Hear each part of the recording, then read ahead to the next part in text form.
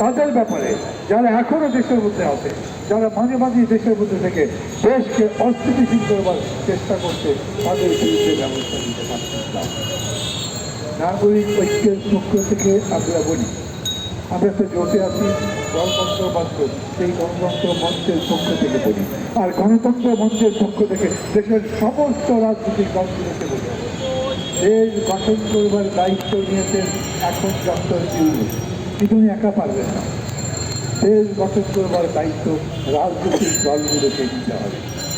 1.5 বছর পরে যখন ভোট হবে, যেই দল ক্ষমতায় যাবে তাদেরকেই তো যেটুকু কাজ ডক্টর ইউনূস করতে পারবেন না, সেই কাজগুলো করতে হবে। সেই দলগুলোই যদি অন্যান্য ধান্দায় তাহলে তো ভালো কোনো কাজই হবে না।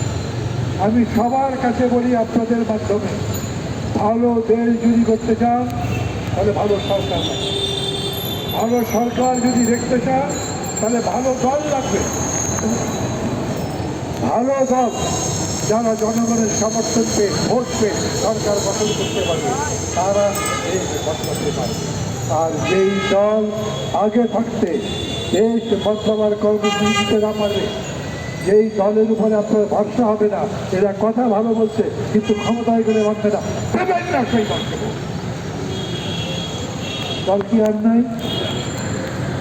আমি জনগণকে বলব, আজকের দিনে এই যে এখন যারা সরকার আছে এদেরকে সবাই আমরা ভালো জানি না, কিন্তু ভালো মানে খালি বৃষ্টি বৃষ্টির কথা বললেই তো ভালো হয় না, রাজনীতি করতে হয়, চেষ্টা চালাতে হবে, দেশ যাতে ঠিক পথে যায়, সামনের দিকে যায়, জনগণের যাতে কল্যাণ হয়, এমন একটা সরকার, এমন একটা যারা জনতার কল্যাণকেই সবথেকে বড় দায়িত্ব, একটা কল্যাণ রাষ্ট্র করতে পারবে, সেই রকম দল বেছে নেয়।